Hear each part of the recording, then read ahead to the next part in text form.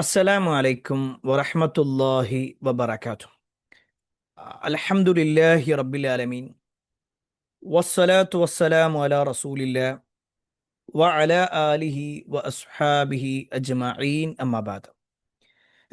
അല്ലാഹുമ്മ സ്വല്ലി അലാ മുഹമ്മദിൻ വഅലാ ആലി മുഹമ്മദ് കമാ സ്വല്ലൈത അലാ ഇബ്രാഹീം വഅലാ ആലി ഇബ്രാഹീം ഇന്നക ഹമീദും മജീദ്. അല്ലാഹുമ്മ ബാരിക് അലാ മുഹമ്മദിൻ വഅലാ ആലി മുഹമ്മദ് كما باركت على إبراهيم وعلى آل إبراهيم إنك حميد مجيد. أعوذ بالله من الشيطان الرجيم. بسم الله الرحمن الرحيم. يا أيها الذين آمنوا اتقوا الله حق تقاته ولا تموتن إلا وأنتم مسلمون. ഏറെ സ്നേഹാദരണീയരായ സഹോദരങ്ങളെ, സഹോദരിമാരെ, സത്യവിശ്വാസികളെ, അള്ളാഹുവിൻ്റെ വിധിവിലക്കുകൾ അനുസരിച്ചുകൊണ്ടും പ്രവാചകൻ സല്ലല്ലാഹു അലൈഹി വസല്ലമയുടെ ജീവിതചര്യ പിൻപറ്റിക്കൊണ്ടും ജീവിക്കണമേ എന്ന് ആദ്യമായി എന്നോടും തുടർന്ന് നിങ്ങൾ ഓരോരുത്തരോടും ഉണർത്തുകയാണ്, വസിയ്യത്ത് ചെയ്യുകയാണ്. അള്ളാഹുവിൻ്റെ അപാരമായ അനുഗ്രഹത്താൽ അള്ളാഹുവിൻ്റെ കലാമായ വിശുദ്ധ ഖുർആൻ പഠിക്കുക എന്ന ലക്ഷ്യത്തിലാണ് നമ്മളുള്ളത്. അള്ളാഹു സുബ്ഹാനഹു തആല നാളെ പരലോകത്ത് ഖുർആൻ ശുപാർശ പറയുന്ന ആളുകളിൽ, അതുപോലെ സൂറത്തുൽ ബഖറ തണൽ നിൽക്കുന്ന ആളുകളിൽ നമ്മെ ഏവരെയും ഉൾപ്പെടുത്തുമാറാവട്ടെ. കഴിഞ്ഞ 109 ക്ലാസ്സുകളിലൂടെ സൂറത്തുൽ ബഖറയിലെ 195 ആയത്തുകളാണ് നമ്മൾ പഠിച്ചിട്ടുണ്ടായിരുന്നത്. ഏറ്റവും അവസാനമായി നമ്മൾ ഓർമ്മപ്പെടുത്തിയത് സ്വതക്കയുമായി ബന്ധപ്പെട്ടുകൊണ്ട് അംഫിഖു എന്ന് തുടങ്ങുന്ന പ്രയോഗം എന്താണ്, ചിലവ് ചെയ്യുക എന്നുള്ളതും, അതുപോലെ തന്നെ ഫീ സബീലില്ല എന്ന് പറയുമ്പോൾ എന്താണ്, ഇങ്ങനെ വളരെ വിശാലമായ പല ഭാഗങ്ങളും നമ്മൾ വിശദീകരിച്ചു. ഇൻഷാ അല്ലാഹ് ഇന്ന് മുതൽ ഏതാനും ആയത്തുകളിലൂടെ ഹജ്ജുമായി ബന്ധപ്പെട്ടുകൊണ്ടുള്ള വിഷയങ്ങളാണ് സൂചിപ്പിക്കുന്നത്. നമ്മളിങ്ങനെ സൂറത്തിങ്ങനെ പഠിച്ചു പോവുകയാണ്. അപ്പം അതിൽ പല ഭാഗങ്ങളും നമ്മളിങ്ങനെ വിശദീകരിച്ചു. ആദം നബി അലൈഹിസ്സലാം വിശ്വാസികളെക്കുറിച്ച് പറഞ്ഞു, കപട വിശ്വാസികളെക്കുറിച്ച് പറഞ്ഞു, അതുപോലെ തന്നെ ആദം നബി അലൈഹിസ്സലാമും മലക്കുകളും തമ്മിലുള്ള സംസാരങ്ങളെക്കുറിച്ച്, അതുപോലെ തന്നെ മൂസാ നബി അലൈഹി ഇസ്ലാമിൻ്റെ വലിയ ഒരു ഭാഗം തന്നെ വിശദീകരിച്ചു. ഇബ്രാഹിം നബി അലൈഹി ഇസ്ലാമുമായി ബന്ധപ്പെട്ടുകൊണ്ട് വിശദീകരിച്ചു. അതുപോലെ തന്നെ കിബില മാറ്റവുമായി ബന്ധപ്പെട്ടുകൊണ്ട് വിശദീകരിച്ചു. ഇങ്ങനെ ഒരുപാട് ഭാഗങ്ങൾ, പല ഭാഗങ്ങളിലായിക്കൊണ്ട് ഏറ്റവും അവസാനമായി നോമ്പിനെക്കുറിച്ചും നോമ്പിൻ്റെ കാര്യങ്ങളെക്കുറിച്ചും, അതുപോലെ തന്നെ ഏറ്റവും ലാസ്റ്റ് സദഖയെക്കുറിച്ചും ഒക്കെ നമ്മൾ സൂചിപ്പിച്ചു. അതിൽ ഖിതാല് കടന്നു വന്നിട്ടുണ്ട്, ഖിസാസ് കടന്നു വന്നിട്ടുണ്ട്. ഇങ്ങനെ പല ഭാഗങ്ങൾ നമ്മൾ പറഞ്ഞു. അപ്പം ഇനി നമ്മൾ ഏറ്റവും പ്രധാനപ്പെട്ട നമ്മുടെ ഇസ്ലാം കാര്യങ്ങളുമായി ബന്ധപ്പെട്ടുകൊണ്ട് പറയുമ്പോൾ ഏറ്റവും പ്രധാനപ്പെട്ടതും, അല്ലെങ്കിൽ 5 കാര്യങ്ങളിൽ 5ാമതായി കൊണ്ട് എണ്ണുന്നതുമായിട്ടുള്ള ഹജ്ജുമായി ബന്ധപ്പെട്ടുകൊണ്ട്, ഒരു പക്ഷേ നമ്മളിൽ പല ആളുകൾക്കും വലിയ ധാരണയില്ലാത്ത എന്നാൽ വലിയ താല്പര്യമുള്ള ഒന്നാണ് ഹജ്ജ് എന്നുള്ളത്. ഇൻഷാ അല്ലാഹ് ആ വിഷയത്തിൽ എന്താണ് അള്ളാഹു സുബ്ഹാനഹു തആല ഇനിയുള്ള ആയത്തുകളിൽ പറയുന്നത് എന്നും, വലിയ ഒരു ആയത്തായതുകൊണ്ട് വളരെ കുറഞ്ഞ ഭാഗം മാത്രമാണ് നമ്മൾ ഇന്ന് വിശദീകരിക്കുന്നത്. ബാക്കി ഭാഗങ്ങൾ ഇൻഷാ അല്ലാഹ് വരും ദിവസങ്ങളിലായിക്കൊണ്ട് നമുക്ക് വിശദീകരിക്കാം. അള്ളാഹു എളുപ്പമാക്കി തരട്ടെ. നമ്മൾ ഇൻഷാ അല്ലാഹ് നേരെ തുടങ്ങുകയാണ്.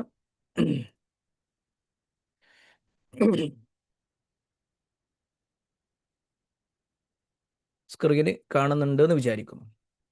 110ാമത്തെ അധ്യായം ക്ലാസ് ആണ് എന്നുള്ളത്. 196ാമത്തെ ആയത്ത്, 196ാമത്തെ ആയത്തിലെ 1ാമത്തെ ഭാഗം, അതാണ് ബ്രാക്കറ്റിൽ 1 കൊടുത്തിട്ടുള്ളത്. കാരണം വലിയ ഒരു ആയത്തായതുകൊണ്ട് കുറച്ച് ഭാഗം മാത്രം, പ്രത്യേകിച്ച് അതിലെ ആദ്യത്തെ ഒരൊറ്റ ഭാഗം മാത്രമാണ് നമ്മൾ പറയുന്നത്. കാരണം അത് മനസ്സിലാക്കിയാൽ മാത്രമാണ് പിന്നീടുള്ള ഭാഗങ്ങളും പിന്നീടുള്ള ആയത്തുകളും നമുക്ക് വിശദീകരിക്കാൻ കഴിയുള്ളൂ. അപ്പം അതുകൊണ്ട് തന്നെ അതുമായി ബന്ധപ്പെട്ടുകൊണ്ടുള്ള ചില കാര്യങ്ങളിലേക്ക് നമുക്ക് പോകാം. സാധാരണ നമ്മൾ ചെയ്യാറുള്ളത് പോലെ ആദ്യം നമുക്കൊന്നത് ഇതിനു മുമ്പുള്ള ഭാഗങ്ങളൊന്ന് വായിച്ചു പോകാം. എല്ലാവരും കൂടെ ഓതാൻ നോക്കാട്ടോ. അഊദു ബില്ലാഹി മിനശ് ശൈത്വാനിർ റജീം.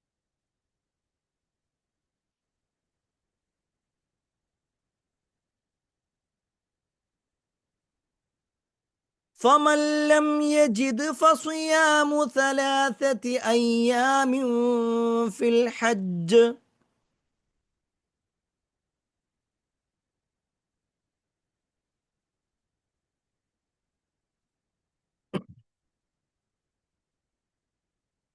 فمن لم يجد فصيام 3 أيام في الحج و7 إذا رجعتم.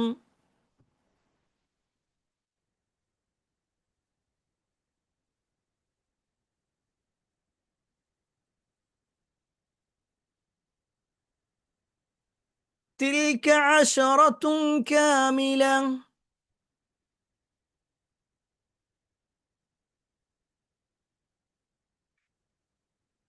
تلك 10 كاملة ذلك لمن لم يكن أهله.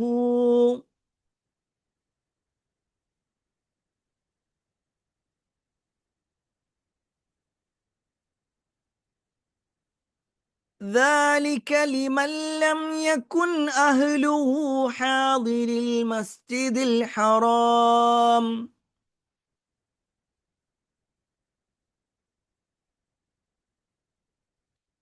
واتقوا الله واعلموا أن الله شديد العقاب.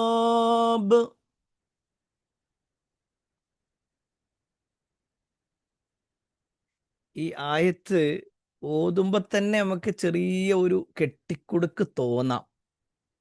ആയത്ത് പ്രയാസമായത് കൊണ്ടല്ല, നമുക്ക് പദങ്ങൾ പരിചയമില്ലാത്തത് കൊണ്ടാണ്.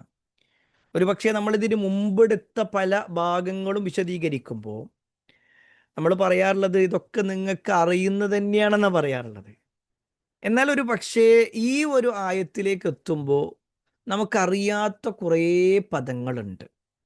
ഏ എന്നാൽ ആ പദങ്ങളൊക്കെ ഏറെ രസകരം എന്താന്ന് വെച്ച് കഴിഞ്ഞാൽ അതിൻ്റെ മറ്റു പല പദങ്ങളും നമുക്ക് പരിചയമുള്ളത് തന്നെയായിരിക്കും. ഇപ്പം അതിമ്മു എന്നുണ്ട് പറയുമ്പോൾ എന്താ അതിമ്മു എന്ന് പറഞ്ഞാൽ തമാം. തമാം നമ്മൾ കേട്ടിട്ടുണ്ട്, പലപ്പോഴും കേട്ടിട്ടുണ്ട്. തമാം പരിപൂർണം എന്നുള്ള ഒരു അർത്ഥമാണ്. അപ്പം അങ്ങനെ നോക്കിക്കഴിഞ്ഞാൽ അതിമ്മു എന്ന് പറഞ്ഞാൽ നീ പൂർത്തിയാക്കണം, ഇത്രേ ഉള്ളൂ. അങ്ങനെ നോക്കിക്കഴിഞ്ഞാൽ പലതും ഇപ്പോൾ ഇസ്തൈസറ എന്ന് കേൾക്കുമ്പോൾ എന്താ അപ്പം അത് പറയണമെന്ന്. എന്നാൽ യുസ്റ, യസീർ, എളുപ്പം എന്നുള്ള ഒരർത്ഥം നമ്മൾ കേട്ടിട്ടുണ്ടാകും. എളുപ്പം. ഇങ്ങനെ വല തഹ്ലിഖു എന്ന് കേൾക്കുമ്പോൾ നമുക്ക് പെട്ടെന്ന് മനസ്സിലാവില്ല.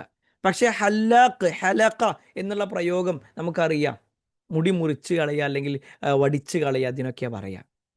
ഇങ്ങനെ കുറേ പദങ്ങൾ ഒരു പക്ഷെ നേർക്ക് നേരെ നമ്മൾ അർത്ഥം നോക്കിക്കഴിഞ്ഞാൽ മനസ്സിലാകാത്തതും എന്നാൽ അതിൻ്റെ മറ്റു പല വകഭേദങ്ങളും നമുക്ക് അറിയുന്നതുമായിരിക്കാം.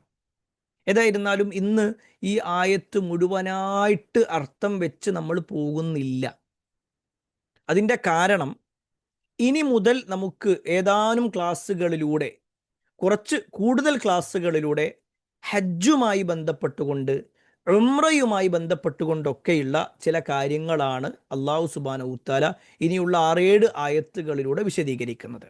അപ്പം അതുകൊണ്ട് തന്നെ നമ്മൾ ഇതിൽ ഈ ഒരു ആയത്ത് തുടങ്ങുമ്പോൾ ഇതിൽ പരാമർശിക്കുന്ന ഹജ്ജ്, ഉംറ, ഇതിൽ പ്രധാനപ്പെട്ട ചില കാര്യങ്ങൾ, വളരെ പ്രധാനപ്പെട്ട ചില കാര്യങ്ങൾ ഓർമ്മപ്പെടുത്തുക എന്നത് മാത്രമാണ് ഇന്നത്തെ നമ്മുടെ ഈ ക്ലാസ്സിൽ പ്രധാനമായും ഉദ്ദേശിക്കുന്നത്. അപ്പം ഇന്ന് നമ്മൾ എടുക്കാൻ പോകുന്ന ഭാഗം നിങ്ങളൊന്ന് ശ്രദ്ധിക്കുക. ഇന്ന് എടുക്കുന്നത് ഈ ഒരു ലാർജായിട്ട് വലുതാക്കി കൊടുത്തിട്ടുള്ള ഈ ഭാഗം മാത്രമാണ്. എല്ലാവരും ശ്രദ്ധിക്കാം. വഅതിമ്മുൽ ഹജ്ജ വൽ ഉംറത ലില്ലാഹ്. എല്ലാവരും ഓതിക്കോളി.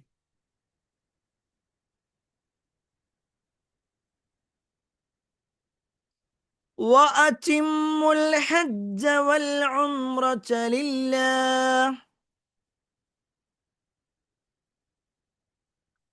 ഓക്കെ, എന്നാൽ ഇതാണ് നമ്മൾ ഇന്ന് എടുക്കുന്നുള്ളൂ. എന്താ ഇത്രയേ ഉള്ളൂ എന്ന് വിചാരിക്കണ്ട. ഇതിപ്പോൾ എങ്ങനെ തീരാ എന്നും ബേജാറാവണ്ട. കാരണം ഈ ഒരു ഭാഗം, ഈ ഒന്നാമത്തെ ഭാഗം, ഈ പറയപ്പെട്ട ഹജ്ജ് എന്താണ്, ഉംറ എന്താണെന്ന് മനസ്സിലാക്കിയാൽ, പ്രത്യേകിച്ച് അതിലുള്ള കർമ്മങ്ങൾ മനസ്സിലാക്കി കഴിഞ്ഞാൽ പിന്നീടുള്ള ഭാഗങ്ങളൊക്കെ നമുക്ക് എളുപ്പമാകും. പിന്നീടുള്ള ഭാഗങ്ങളൊക്കെ, പ്രത്യേകിച്ച് ഈ ആയത്തിൻ്റെ ബാക്കി ഭാഗം മാത്രമല്ല, ഇനിയുള്ള ആയത്തുകളിലും പരാമർശിക്കുന്നത് ഹജ്ജിൻ്റെ വിഷയത്തിലുള്ള ചില ഭാഗങ്ങൾ, ചില കർമ്മശാസ്ത്രപരമായിട്ടുള്ള വിഷയങ്ങൾ. അപ്പം അത് ആദ്യം ഹജ്ജ് എന്താണെന്ന് മനസ്സിലാക്കിയാലേ ബാക്കിയുള്ള ആയത്തുകൾ നമുക്ക് ക്ലിയർ ആയിട്ട് മനസ്സിലാക്കാൻ കഴിയുള്ളൂ. അപ്പം അതുകൊണ്ട് തന്നെ കുറച്ച് കാര്യങ്ങൾ വിശദീകരണത്തോടു കൂടി തന്നെ നമുക്ക് പോകാം. വ അതിമ്മുൽ ഹജ്ജ വൽ ഉംറത ലില്ല. വ അതിമ്മു, നിങ്ങൾ പൂർത്തിയാക്കണം, പൂർണ്ണമായിട്ട് നിർവഹിക്കണം. തമാം ഞാൻ നേരത്തെ സൂചിപ്പിച്ചു. തമാം എന്ന് പറഞ്ഞാൽ പൂർത്തിയാക്കുക. തമ്മിം എന്നൊക്കെ പ്രയോഗിക്കും, പൂർണ്ണമായി നിർവഹിക്കുക. വ അതിമ്മു, നിങ്ങൾ പൂർണ്ണമായി നിർവഹിക്കണം. അൽ ഹജ്ജ, ഹജ്ജിനെയും, വൽ ഉംറത, ഉംറയെയും, ലില്ലാഹ്, അള്ളാഹുവിന് വേണ്ടി. ലില്ല, ലില്ല, അല്ലേ? ലില്ല എന്ന് പറയോ? ഇല്ല, അല്ലെ? ലി പ്ലസ് അല്ലാ, അതാണത്. ലില്ല, അള്ളാഹുവിന് വേണ്ടി. അപ്പോൾ വ അതിമ്മു, നിങ്ങൾ പൂർത്തിയായി നിർവഹിക്കണം. അൽ ഹജ്ജ, ഹജ്ജും, വൽ ഉംറ, ഉംറയും, ലില്ല, അള്ളാഹുവിന് വേണ്ടി. ഈ ആയത്തിൻ്റെ ഈ ഒന്നാമത്തെ ഭാഗം എല്ലാവർക്കും മനസ്സിലായിട്ടുണ്ടോ? മനസ്സിലായോ? ഈ ഭാഗം ക്ലിയർ ആണോ?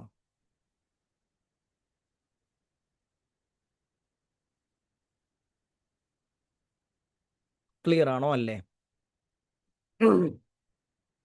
ഓക്കെ, റെഡി റെഡി ഓക്കെ, മാഷാ അല്ലാ. ഓക്കെ, എന്നാൽ നമ്മൾ ഇനി ബാക്കി പറയുകയാണേ. കുറേ ആളുകൾ ഒരു പക്ഷേ ഹജ്ജ് ചെയ്തവർ ഈ കൂട്ടത്തിൽ ഉണ്ടാകും, ഉംറ ചെയ്തവരുണ്ടാകും. ഇത് രണ്ടും ചെയ്യാൻ ആഗ്രഹമുണ്ട്, പക്ഷേ അവസരം കിട്ടാത്തവരുണ്ട്. അള്ളാഹു സുബ്ഹാനഹു വ തആല അവർക്കെല്ലാം അവസരം നൽകുമാറാവട്ടെ. ഹജ്ജും ഉംറയും ചെയ്തവർക്ക് ഇനിയും ചെയ്യാനുള്ള തൗഫീഖ് അള്ളാഹു നൽകുമാറാവട്ടെ. ഇത് കേവലം ഒരു വാക്കായിട്ട് പറയല്ല, മറിച്ച് ആത്മാർത്ഥമായിട്ട് നമ്മളെല്ലാവരും പ്രാർത്ഥിച്ചാൽ, ആത്മാർത്ഥമായ പ്രാർത്ഥനയുണ്ടോ, തീർച്ചയായും അള്ളാഹുവിൻ്റെ സഹായം നമ്മളിൽ ഉണ്ടാകും എന്നുള്ളത് തന്നെ നമ്മൾ എന്ത് ചെയ്യുക, മനസ്സിലാക്കാം. ഇനി പ്രിയപ്പെട്ടവരെ, നമ്മൾ ഈ ഒരു ആയത്തിൻ്റെ കാര്യം പറയുമ്പോൾ അതിൽ ഏറ്റവും ആദ്യം പറഞ്ഞത് നിങ്ങൾ പൂർത്തിയാക്കണം അൽ ഹജ്ജ്, ഹജ്ജിനെ പൂർത്തിയാക്കണം എന്നാണ്. ഒരു പക്ഷേ ഉംറ നമ്മളിൽ പല ആളുകൾക്കും പരിചയം ഉണ്ടാകും. ഹജ്ജായിരിക്കും ഒരു ചെറിയ രൂപത്തിലെങ്കിലും നമുക്ക് അറിയാത്തത്. എന്താണ് ഹജ്ജ് എന്ന് പറഞ്ഞാൽ? ഹജ്ജ് എന്ന വാക്കിൻ്റെ അർത്ഥം ലക്ഷ്യം എന്നാണ്. ഹജ്ജ് ഹജ്ജ് എന്ന് പറഞ്ഞാൽ ലക്ഷ്യം എന്നാണ് ശരിക്കും അതിൻ്റെ അർത്ഥം. നേർക്ക് നേരെ അർത്ഥം നോക്കിക്കഴിഞ്ഞാൽ ഹജ്ജ് എന്ന വാക്കിൻ്റെ അർത്ഥം ലക്ഷ്യം എന്നാണ്. ഇനി എന്താണ് അതിൻ്റെ നിർവചനം? ഹജ്ജ് എന്നതിൻ്റെ നിർവചനം എന്താണെന്ന് ചോദിച്ചാൽ, നേരെ ശ്രദ്ധിക്കണേ, ഒരു പ്രത്യേക സമയത്ത്, ഒരു പ്രത്യേക സ്ഥലത്തു വെച്ച് നബി സല്ലല്ലാഹു അലൈഹി വസല്ലമയുടെ മാതൃകയനുസരിച്ചുള്ള കർമ്മങ്ങൾ അനുഷ്ഠിച്ചുകൊണ്ട് അള്ളാഹുവിന് ഇബാദത്തെടുക്കുക എന്നതാണ് മതപരമായി ഹജ്ജിനുള്ള നിർവചനം. അപ്പൊ ഹജ്ജ് എന്നതിന് ഭാഷാപരമായിട്ട് എന്താണ് അർത്ഥം എന്ന് വെച്ച് കഴിഞ്ഞാൽ ലക്ഷ്യം എന്നാണ്. ലക്ഷ്യം, എയിം എന്നൊക്കെ വേണമെങ്കിൽ പറയാം. എന്നാൽ അതിൻ്റെ ഒരു മതപരമായി ഇസ്തിലാഹിയായിക്കൊണ്ടുള്ള ഒരു വിശദീകരണം ചോദിച്ചാൽ, ശർഈ ആയിക്കൊണ്ട് എന്ത് എന്ന് ചോദിച്ചാൽ, ആ ഒരു പ്രയോഗത്തിൻ്റെ മറുപടി ഒരു പ്രത്യേക സമയത്ത്, ആ ഒരു പ്രയോഗം ആദ്യം മനസ്സിലാക്കുക. ഒരു പ്രത്യേക സമയത്ത് ഇപ്പോൾ പോയിട്ട് ഒരാൾക്ക് ഹജ്ജ് ചെയ്യാൻ പറ്റുമോ? അയാൾ തോന്നുകയാണ് എനിക്കൊരു ഹജ്ജ് ചെയ്യണം, എന്നാൽ ഞാൻ പോട്ടെ എന്നും പറഞ്ഞിട്ട് അയാൾ വേഗം ഫ്ലൈറ്റ് ടിക്കറ്റ് എടുത്തിട്ട് നേരെ പോയിട്ട് എന്നാൽ ഞാൻ ഹജ്ജ് ചെയ്തിട്ട് വരാം എന്ന് പറഞ്ഞാൽ പറ്റൂല. ഒരു പ്രത്യേക സമയം ഉണ്ടാവണം. ഇന്ന സമയത്ത് മാത്രമേ ചെയ്യാൻ പറ്റുള്ളൂ. ഇപ്പോൾ ഉംറ എന്നുള്ളത് ഒരാൾക്ക് എപ്പോൾ വേണമെങ്കിലും ചെയ്യാം. ഇപ്പോൾ വേണോ ചെയ്യാം, ഇനി അല്ല അടുത്ത മാസം ചെയ്യണത് ആയിക്കോട്ടെ, റമദാനിലാണ് ചെയ്യണത് ഒന്നും കൂടി നല്ലതാണ്, ഇനി അല്ല ഷവ്വാലിലാണ് ചെയ്യണത് ആയിക്കോട്ടെ, കുഴപ്പമില്ല, ഷവ്വാലിൽ ചെയ്തോ. ഇങ്ങനെ എന്ത് ചെയ്യുക, ഏത് സമയത്ത് വേണമെങ്കിലും ഉംറ ചെയ്യാം. എന്നാൽ ഹജ്ജ് എന്ന് പറഞ്ഞാൽ അതൊരു പ്രത്യേക സമയത്ത് മാത്രമാണ്. ഏതാണ് ആ സമയം എന്നുള്ളത് നമ്മൾ വിശദീകരിക്കും.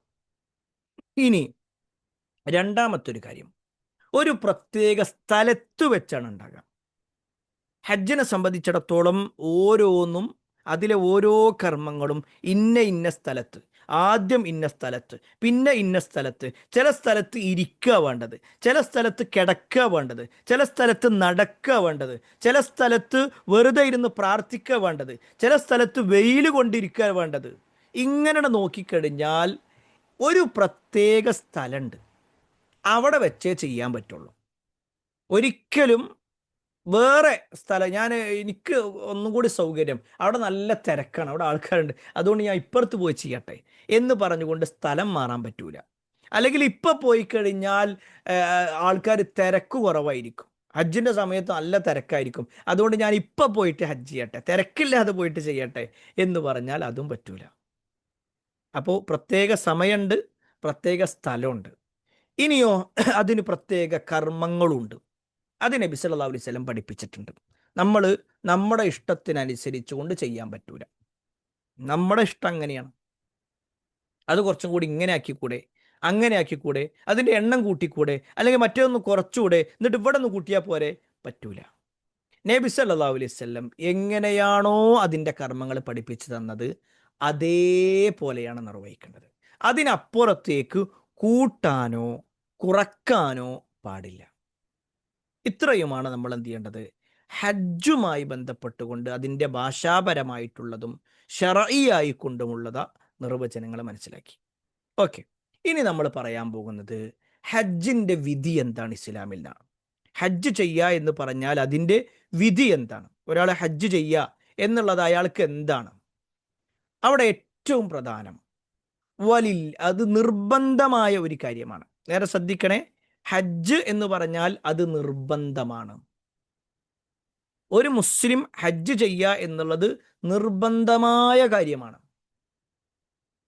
അത് ഞാൻ ചെയ്യണോ, മറ്റൊരു ചെയ്യണോ, ഇവര് ചെയ്യണോ, ഇമ്മ ചെയ്യണോ, വാപ്പ ചെയ്യണോ, ഇതൊന്നും പറയണം, മുസ്ലിമാണോ ചെയ്യണം. ആ വിഷയത്തിലുള്ള ആയത്ത് കേട്ടോ, വലില്ലാഹി അലന്നാസി ഹിജ്ജുൽ ബൈത്തി മനിസ്തതാഅ ഇലൈഹി സബീല. ആ മന്ദിരത്തിൽ എത്തിച്ചേരാൻ കഴിവുള്ള മനുഷ്യർ അതിലേക്ക് ഹജ്ജ് തീർത്ഥാടനം നടത്തൽ അവർക്ക് അള്ളാഹുവോടുള്ള ബാധ്യതയാകുന്നു. വലില്ലാഹി അലന്നാസ്, ജനങ്ങളുടെ മേൽ അള്ളാഹിനോടുള്ള ബാധ്യതയിൽപ്പെട്ടതാണ് ഹിജ്ജുൽ ബൈത്ത്, ആ ഒരു ഭവനത്തിൽ പോയി ഹജ്ജ് ചെയ്യുക എന്നത്.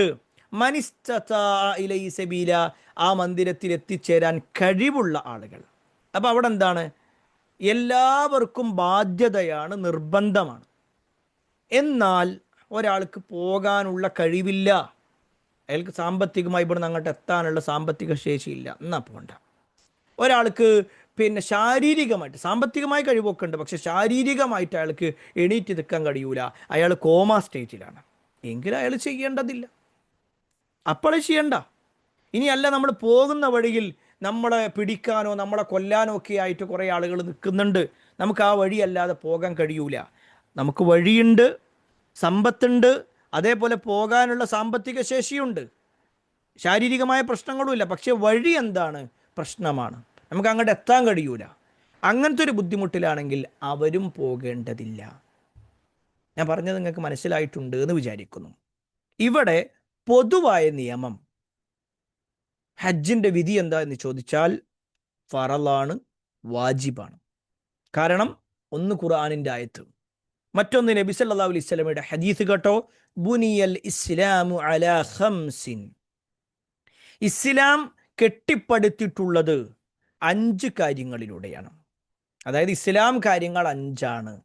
ഷഹാദത്ത് അല്ലാ ഇലാഹ ഇല്ലല്ലാഹ് വ അന്ന മുഹമ്മദൻ അബ്ദുഹു വ റസൂലുഹു, ഒന്നാമത്തെ വാചകം അത് പറഞ്ഞു, അള്ളാഹു അല്ലാതെ ആരാധനക്കർഹനായി മറ്റാരുമില്ല, മുഹമ്മദ് നബി സല്ലല്ലാഹു അലൈഹി വസല്ലം അള്ളാഹുവിൻ്റെ ദൂതനാണ്, അതേപോലെ അള്ളാഹുവിൻ്റെ അടിമയാണെന്നൊക്കെ വിശ്വസിക്കലാണ്. രണ്ടാമത്തത് വ ഇഖാമിസ് സ്വലാഹ്, നമസ്കാരം നിലനിർത്തലാണ്. 3 വ ഈതാഇസ് സകാഹ്, സക്കാത്ത് കൊടുക്കലാണ്. 4മത്തത് വ ഹജ്ജിൽ ബൈത്ത്, കഅബത്തിങ്കൽ പോയി ഹജ്ജ് ചെയ്യലാണ്.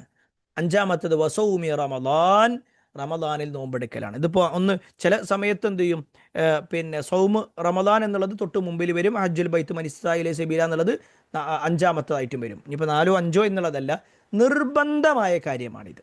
ഹജ്ജ് ചെയ്യുക എന്നുള്ളത് നിർബന്ധമാണ്. കാരണം അള്ളാഹു സുബ്ഹാനഹു തആല ഖുർആനിലൂടെ പറഞ്ഞു.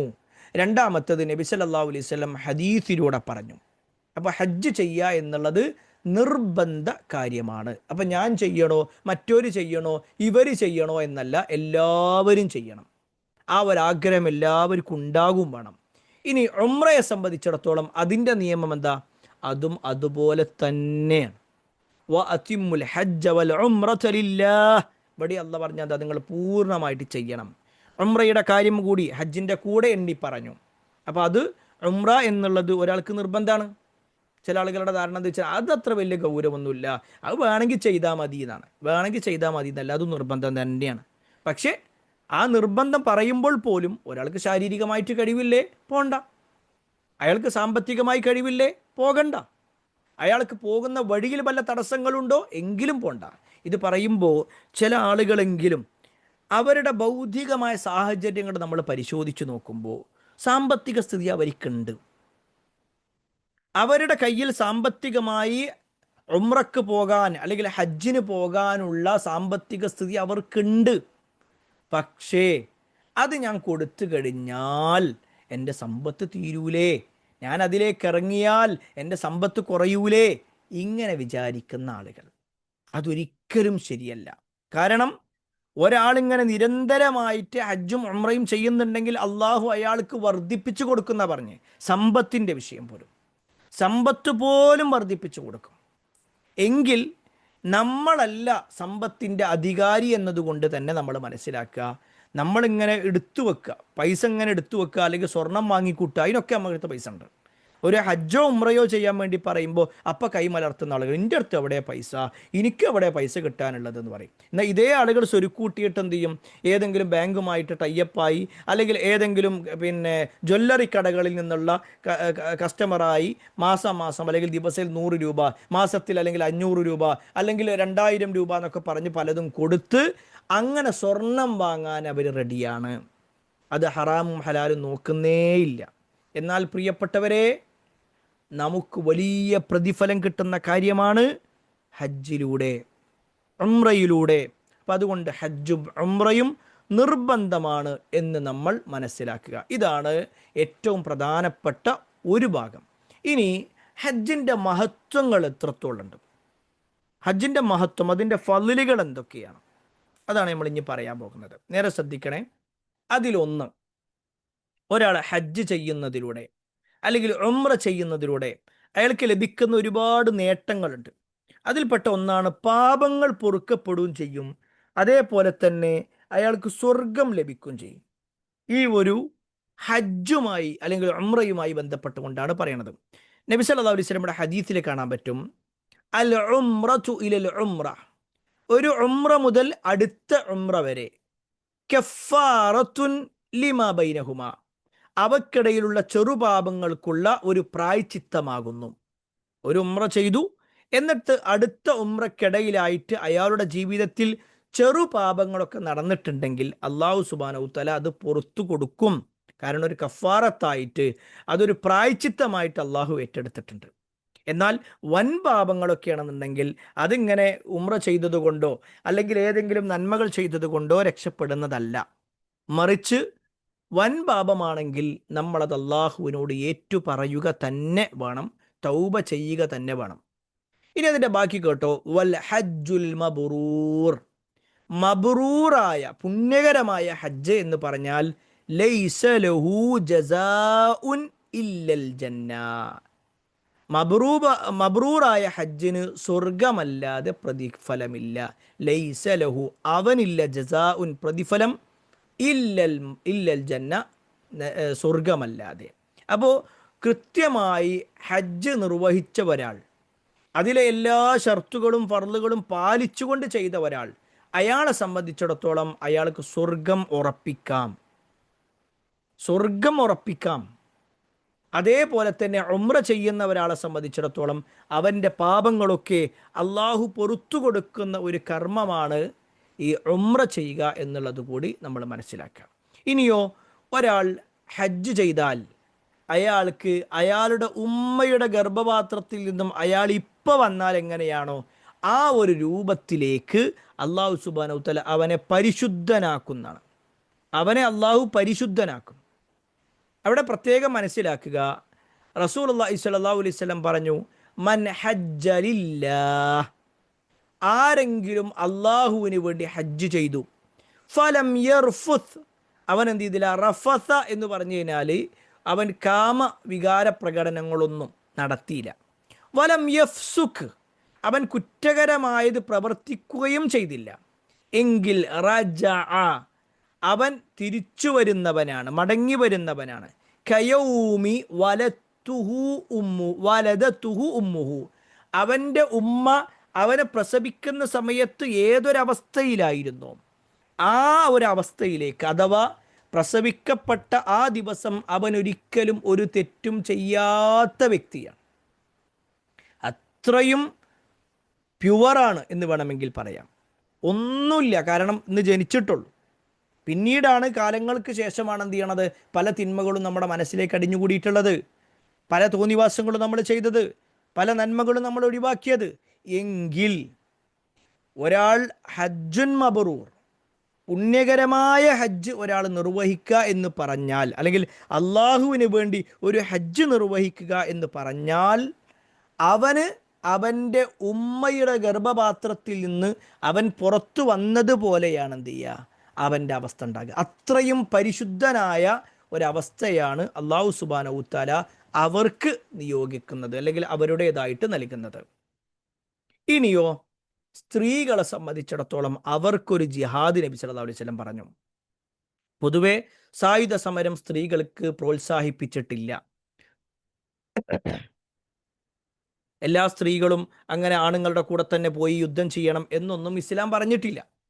എന്നാൽ എന്നാൽ സ്ത്രീകളിൽ ചില ആളുകളൊക്കെ യുദ്ധത്തിൽ പങ്കെടുത്തിട്ടുണ്ട്, സ്വഹാബത്തിനെ സഹായിക്കുകയും ചെയ്തിട്ടുണ്ട്.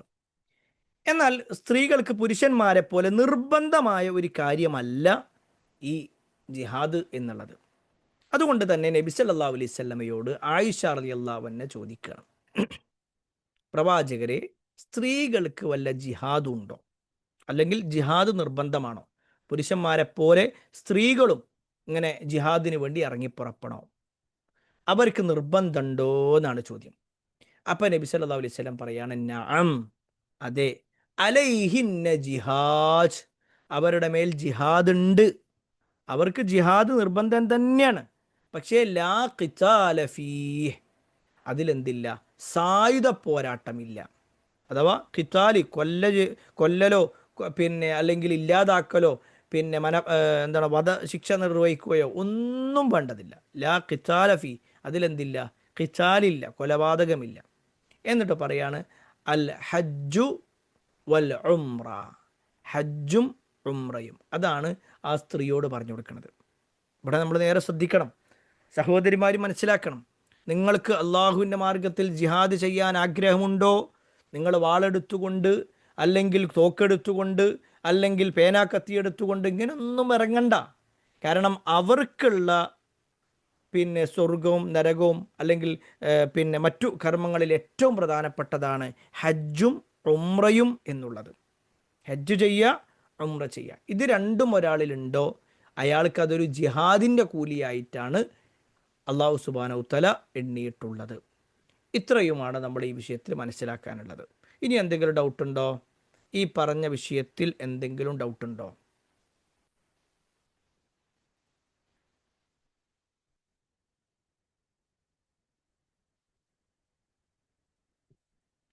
ഈ വിഷയത്തിൽ വല്ല ഡൗട്ടും ഉണ്ടോ? ഇല്ല. ഓക്കെ, എന്നാൽ നമ്മൾ നോക്കുക. ഹജ്ജിൻ്റെ രൂപമാണ് ഇനി പറയാൻ പോകുന്നത്. നേരെ ശ്രദ്ധിക്കുക. ഹജ്ജിൻ്റെ രൂപം എന്തിനാണ് ഈ ക്ലാസ്സിൽ പറയുന്നത് എന്ന് ചോദിച്ചാൽ, ഇനി അങ്ങോട്ട് ഹജ്ജുമായി ബന്ധപ്പെട്ടുകൊണ്ടുള്ള കാര്യങ്ങളാണ് പരാമർശിക്കുന്നത്. അപ്പോൾ സ്വാഭാവികമായിട്ടും ഹജ്ജിനെ കുറിച്ചുള്ള ഒരു ബേസിക്കായ ഒരു ധാരണ, ഒരു അടിസ്ഥാനപരമായ ഒരു ധാരണ നമ്മളിൽ എന്തായാലും ഉണ്ടാവണം. ഒരു മിനിമം അതിനെക്കുറിച്ചെങ്കിലും നമ്മൾ എന്ത് ചെയ്യണം, അറിയുക എന്നുള്ളതാണ്. എല്ലാ കാര്യങ്ങളും, A to Z കാര്യങ്ങളും, അതിൻ്റെ ഫത്വകളും അതിൻ്റെ നിയമങ്ങളും എല്ലാം നമ്മൾ അറിയണമെന്നൊന്നുമില്ല. പക്ഷേ പ്രധാനപ്പെട്ട ചില കാര്യങ്ങൾ, ഹജ്ജിൻ്റെ പ്രധാന കർമ്മങ്ങൾ 5 ദിവസങ്ങളിലായാണ് നടക്കുന്നത്. ദുൽഹിജ്ജ 8, 9, 10, 11, 12, 13, ചില സ്ഥലത്ത് 12, ഇങ്ങനെ 5 ദിവസങ്ങളിലായിട്ടാണ് എന്ത് ചെയ്യണത്, നടക്കുന്നത്. ഒരാൾ 12 കൊണ്ട് അവസാനിപ്പിക്കണമെങ്കിൽ അവസാനിപ്പിക്കും. എന്താണെന്നുള്ളത് നമുക്ക് ലാസ്റ്റ് പറയാം. അതിലൊന്നാമത്തെ കാര്യം നേരെ ശ്രദ്ധിക്കുക. അതിലൊന്നാമത്തെ വിഷയം എന്താണെന്ന് വെച്ച് കഴിഞ്ഞാൽ ഇഹ്റാമാണ്. ഇഹ്റാം എന്ന വാക്കിൻ്റെ അർത്ഥം തുടക്കം എന്നാണ്. തുടക്കം. ഹജ്ജിൻ്റെ നിയ്യത്തോടു കൂടി പ്രത്യേക വസ്ത്രം ധരിക്കുന്നതാണ് ആദ്യപടി. മക്കയിലുള്ളവർ താമസ സ്ഥലത്തു നിന്നും പുറത്തുള്ളവർ നിശ്ചിത അതിർത്തികളിൽ അഥവാ മീക്കാത്ത് വെച്ചും ഇത് നിർവഹിക്കുന്നു. നേരെ ശ്രദ്ധിക്കുക. ഏറ്റവും ഒന്നാമത്തെ വിഷയം ഇഹ്റാമിലാകുക എന്നുള്ളതാണ്. അപ്പം നമ്മൾ കുറച്ച് നേരമൊക്കെ ഒരു വ്യക്തിയെ സംബന്ധിച്ചിടത്തോളം ഞാൻ പറയണ മനസ്സിലാവുണ്ടോ നിങ്ങൾക്ക്? ക്ലിയർ ആണോ? ഹലോ,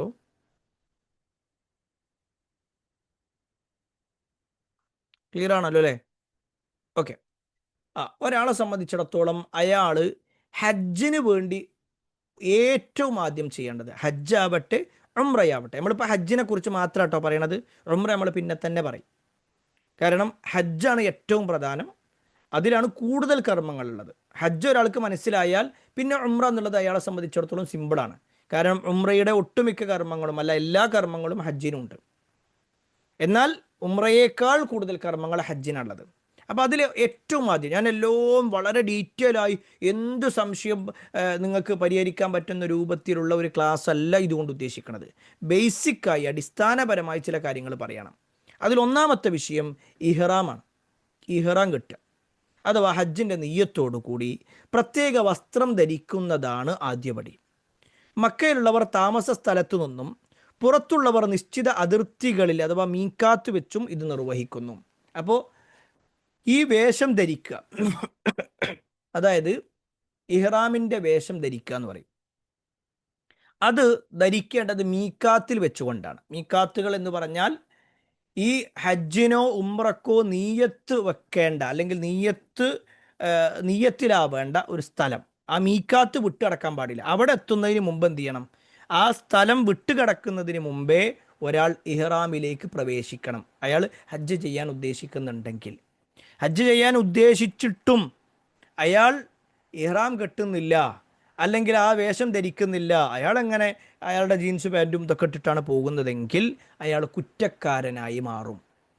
അതുകൊണ്ട് അത് ചെയ്യാൻ പാടില്ല. ഇഹ്റാമിലായിരിക്കെ, അല്ലെങ്കിൽ ഹജ്ജ് ചെയ്യണമെന്ന ഉദ്ദേശത്തിലാണ് ഒരാൾ ഇറങ്ങിയിട്ടുള്ളതെങ്കിൽ അയാൾ ഇഹ്റാമിൻ്റെ അല്ലെങ്കിൽ മീക്കാത്തിൽ വെച്ചുകൊണ്ട് തന്നെ ഇഹ്റാം കെട്ടണം, അല്ലെങ്കിൽ ഇഹ്റാമിലേക്ക് പ്രവേശിക്കണം. ഇതാണ് ഒന്നാമത്തെ വിഷയം, ഒന്നാമത്തെ കാര്യം അതാണ്. രണ്ടാമത്തത് മിനയിലേക്ക് പോകലാണ്. ഹജ്ജിൻ്റെ ഒന്നാം ദിവസം എന്ന് പറഞ്ഞാൽ ദുൽഹിജ്ജ 8ആണ്.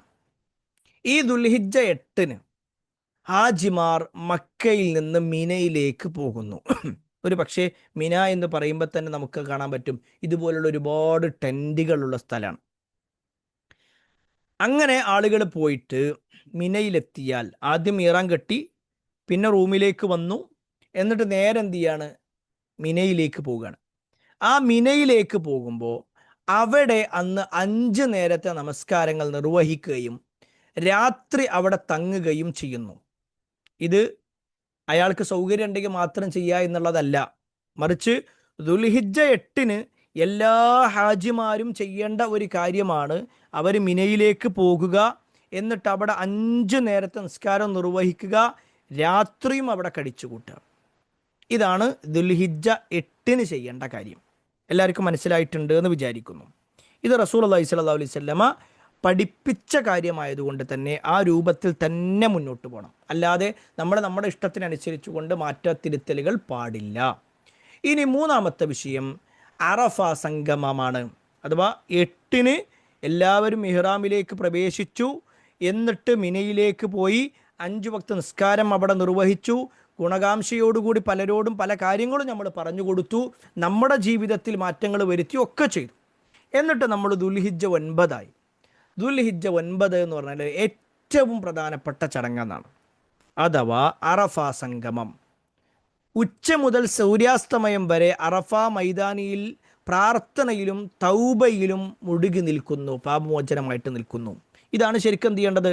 ഈ അറഫ സംഗമത്തിൽ ഉണ്ടാവേണ്ടത്. അറഫ സംഗമം എന്ന് പറഞ്ഞാൽ അതാണ്. നേരെ ശ്രദ്ധിക്കെല്ലാവരും. അറഫ സംഗമം എന്ന് പറഞ്ഞാൽ സൂര്യൻ പിന്നെ ഉച്ച മുതൽ സൂര്യാസ്തമയം വരെ അറഫ മൈതാനിൽ പ്രാർത്ഥനയിലും തൗബയിലും മുഴുകി നിൽക്കുക. നബി സല്ലല്ലാഹു അലൈഹി വസല്ലം പറഞ്ഞു, അൽ ഹജ്ജു അറഫ, അറഫയാണ് ഹജ്ജ് എന്നാണ് പ്രവാചകന്റെ വചനം. സൂര്യാസ്തമയത്തിന് ശേഷം ഹാജിമാർ മുസ്ദലിഫയിലേക്ക് പോകുന്നു. രാത്രി അവിടെയാണ് കഴിയേണ്ടത്. ജംറകളിൽ എറിയാൻ വേണ്ട കല്ലുകൾ ശേഖരിക്കുന്നത് ഇവിടെ നിന്നാണ്. അഥവാ ഒരാൾ ആദ്യം ഇഹ്റാം കെട്ടി, എന്നിട്ട് അയാൾ ആദ്യം ചെയ്യണത് എവിടെയാണ്? മിനയിലേക്ക് പോകലാണ്. എന്നിട്ട് മിനയിലേക്ക് അയാൾ പോയി, അവിടെ അന്നത്തെ ദിവസം അയാൾ അവിടെ കഴിച്ചുകൂട്ടി. എന്നിട്ട് അവിടെ നിന്ന് പിറ്റേ ദിവസം അയാളുടെ 5 വക്ത് നിസ്കാരങ്ങളൊക്കെ നിർവഹിക്കപ്പെട്ടത് മിനയിൽ വെച്ചാണ്.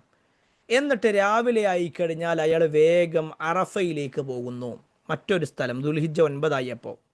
എന്നിട്ട് ആ അറഫ എന്ന് പറഞ്ഞാൽ തുറന്ന ഒരു പറമ്പ് എന്ന് വേണമെങ്കിൽ പറയാം. അതിനടുത്ത് ഇതാ ഇങ്ങനെ ഒരു ജബലുർ റഹ്മ എന്ന് പറയുന്ന ഒരു പർവ്വതമുണ്ട്. പല ആൾക്കാർ അതിൻ്റെ മുകളിലേക്കൊക്കെ കയറാറുണ്ട്. അതിൻ്റെ മുകളിലേക്ക് കയറേണ്ട ഒരു പുണ്യമില്ല. അങ്ങനെ പ്രത്യേകിച്ച് ആ മുകളിലേക്ക് കയറുക എന്നുള്ളതോ അവിടെ പ്രത്യേകിച്ച് വല്ലതും പ്രാർത്ഥിക്കുക എന്നുള്ളതോ ഒന്നുമില്ല. പല ആളുകളും കയറാറുണ്ട്, വേണ്ടവർക്ക് കയറാം എന്ന് മാത്രം.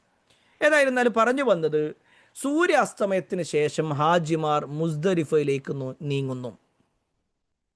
അവർ പോവുകയാണ്. ഇവിടെ കുറേ നേരം നിന്നു പ്രാർത്ഥനയൊക്കെ കഴിഞ്ഞാൽ പിന്നെ ഹാജിമാരായ ആളുകൾ ഈ അറഫയിൽ നിന്ന് വീണ്ടും മുസ്ദലിഫയിലേക്ക് പോകുന്നു.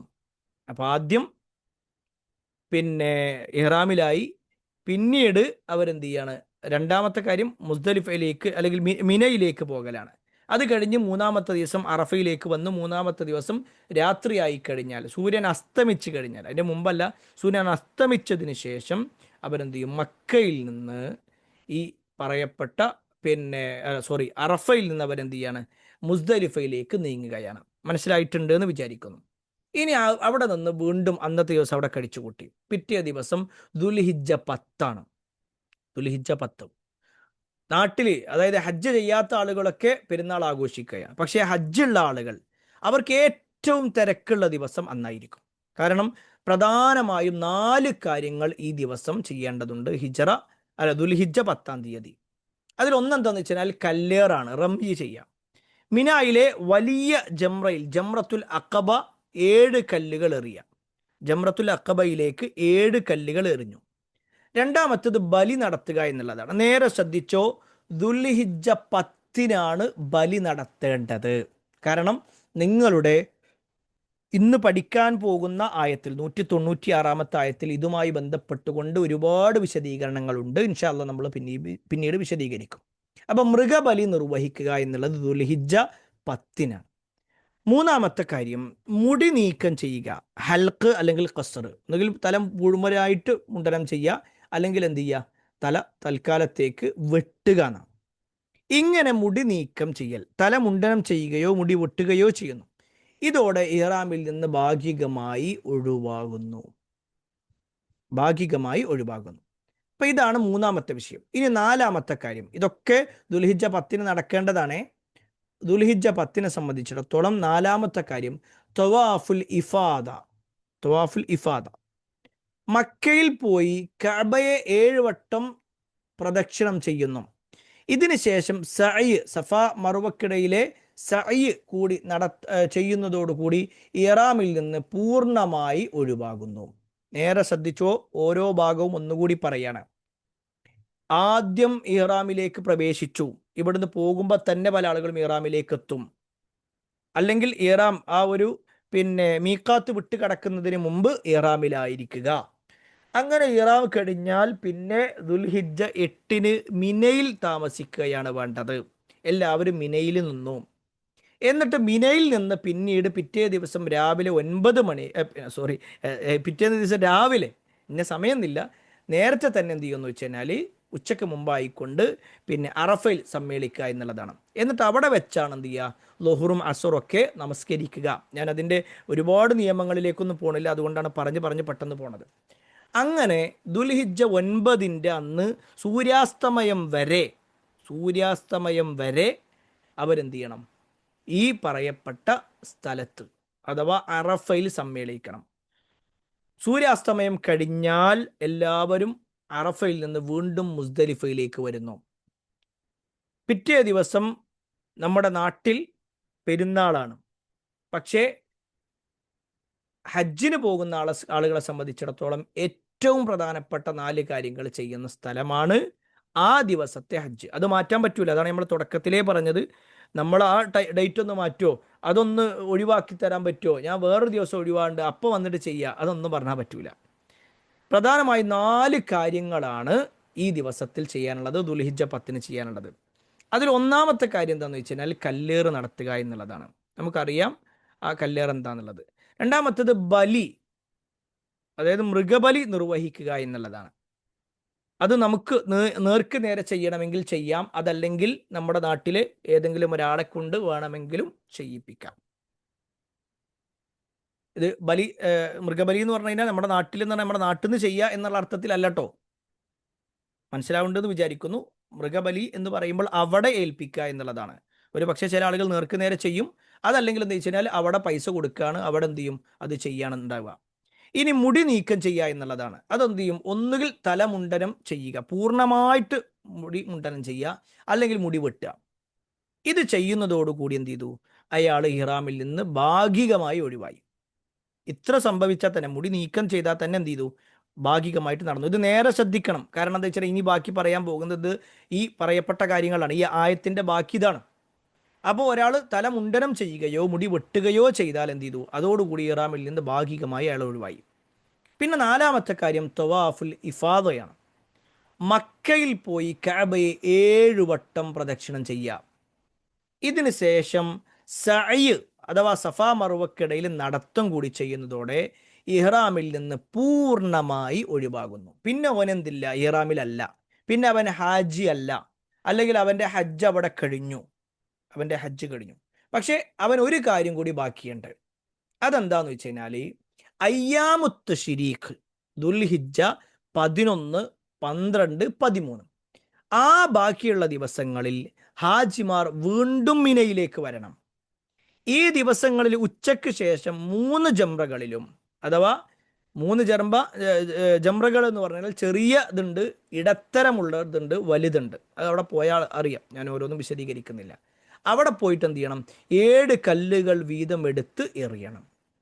7 കല്ലുകൾ ജംറകളിൽ എറിയാന്ന് പറയും. ചെറിയ കല്ലായിരിക്കട്ടോ, വലിയ വലിയ കല്ലൊന്നുമല്ല, മണിക്കല്ലുകളായിരിക്കും. ഒരു മണി പോലത്തെ, അല്ലെങ്കിൽ അത്രയും ചെറുതായിട്ടുള്ളത് എന്നറിയില്ലേ, കടല പോലത്തത്, അത്രേ ഉണ്ടാകുള്ളൂ. അപ്പോൾ ആ കല്ലുകൾ എന്ത് ചെയ്യും, അത് കയ്യിൽ പിടിക്കുക, എന്നിട്ട് അത് ഈ ഓരോ 3 സ്ഥലത്തും പോയിട്ട് എന്ത് ചെയ്യുക, 3 ജംറകളിലും പോയിട്ട് എറിയുക. ഇത് 12-ാം തീയതിയോ 13-ാം തീയതിയോ അയാൾക്ക് ചെയ്യാം. കാരണം 12-ാം തീയതിയോ 13-ാം തീയതിയോ കല്ലേറ് കഴിഞ്ഞ് ഹാജിമാർക്ക് മിനയിൽ നിന്ന് മടങ്ങാം. കല്ലേറ് കഴിഞ്ഞിട്ടേ ഹാജിമാർക്ക് മിനയിൽ നിന്ന് മടങ്ങാൻ പറ്റൂ. അതുകൂടി നമ്മൾ മനസ്സിലാക്കുക. ഏറ്റവും അവസാനത്തെ കാര്യം വിദാഇ ത്വവാഫ് അഥവാ യാത്രയപ്പ് പ്രദക്ഷിണം. വിദാഇൻ്റെ വിടവാങ്ങൽ എന്ന് വേണമെങ്കിൽ പറയാം. ഹജ്ജ് കഴിഞ്ഞ് മക്കയിൽ നിന്ന് സ്വന്തം നാട്ടിലേക്ക് മടങ്ങുന്നതിന് തൊട്ടു മുമ്പായി കഅബയിൽ ചെന്ന് അവസാനമായി ചെയ്യുന്ന പ്രദക്ഷിണമാണത്. ഒരാൾ കഅബയിൽ ത്വവാഫ് ചെയ്യുക എന്നുള്ളതാണ്. അതാണ് വിദാഇൻ്റെ ത്വവാഫ്. ഒരു പക്ഷേ പല ആളുകളും ചോദിക്കാറുണ്ട്, ഉംറക്ക് ഈ വിദാഇൻ്റെ ത്വവാഫ് ഉണ്ടോ, ത്വവാഫുൽ വിദാ ഉണ്ടോ? അവിടുന്ന് ഇങ്ങനെ പോണ സമയത്തുള്ളത്, അതായത് ഹജ്ജ് മക്ക വിട്ടു പോകുന്ന സമയത്ത്. ഹജ്ജിനാണ് പ്രധാനം. അവിടെ നേരെ മനസ്സിലാക്കുക, ഈ ത്വവാഫുൽ വിദാഇൻ്റെ ത്വവാഫ് എന്ന് പറഞ്ഞാൽ, അല്ലെങ്കിൽ നമ്മൾ അവിടുന്ന് യാത്ര പോകുമ്പോൾ വിടവാങ്ങുന്ന ത്വവാഫ് എന്ന് പറഞ്ഞാൽ ഹജ്ജിനാണ് ഗൗരവം, ഹജ്ജിൻ്റെ കാര്യത്തിൽ. എന്നാൽ ഉംറയുടെ വിഷയത്തിൽ നിർബന്ധമല്ല. പണ്ഡിതന്മാർ അതിനെ പ്രോത്സാഹിപ്പിച്ചിട്ടുണ്ട്. വേണമെങ്കിൽ അയാൾക്കത് നിർവഹിച്ചു പോകാം. ആ 7 ത്വവാഫ് അയാൾക്ക് സൗത്ത് ആയിക്കൊണ്ട് തന്നെ അയാൾക്ക് ചെയ്യാവുന്നതാണ്. ഇത്രയുമാണ് നമ്മൾ ഈ പറഞ്ഞ ഹജ്ജുമായി ബന്ധപ്പെട്ടുകൊണ്ടുള്ളത്. അതിൻ്റെ ചുരുക്കത്തിൽ ഒന്നുകൂടി പറയാണ്, നേരെ ശ്രദ്ധിക്കുക എല്ലാവരും. ചുരുക്കത്തിൽ പറയുകയാണെങ്കിൽ, 1 ഇഹ്റാം കെട്ടലാണ്. നമ്മുടെ വസ്ത്രം ഒക്കെ റെഡിയായി നമ്മൾ ഇഹ്റാമിലേക്ക് പ്രവേശിക്കുക. അവിടെ കുറേ കാര്യങ്ങൾ പിന്നെ നമുക്ക് അനുവദനീയമല്ല. സൂപ്പ് ഉപയോഗിക്കാൻ പാടില്ല, അതേപോലെ തന്നെ സുഗന്ധം ഉപയോഗിക്കാൻ പാടില്ല, കല്യാണം അന്വേഷിക്കാൻ പാടില്ല, തുന്നിയ വസ്ത്രം ധരിക്കാൻ പാടില്ല, നിക്കാഹ് നടത്താൻ പാടില്ല, ശാരീരിക ബന്ധം പാടില്ല. ഇങ്ങനെ കുറേ കാര്യങ്ങൾ. ഇഹ്റാം എന്ന് പറയുമ്പോൾ അതെന്താണ്?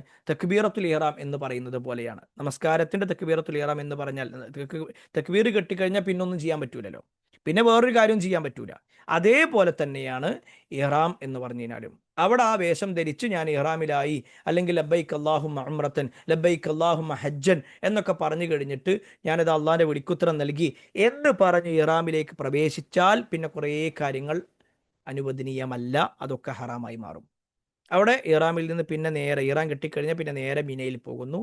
മിനയിൽ അവിടെ നിൽക്കുന്നു. അന്നേ ദിവസം അവിടെ നിന്ന് പിന്നെ അവിടെ നിന്നും അറഫയിലേക്ക് പിന്നെ ദുൽഹിജ്ജ 9-ന് 8-ന് മിനയിൽ നിൽക്കുന്നു, ദുൽഹിജ്ജ 9-ന് അറഫയിൽ സമ്മേളിക്കുന്നു.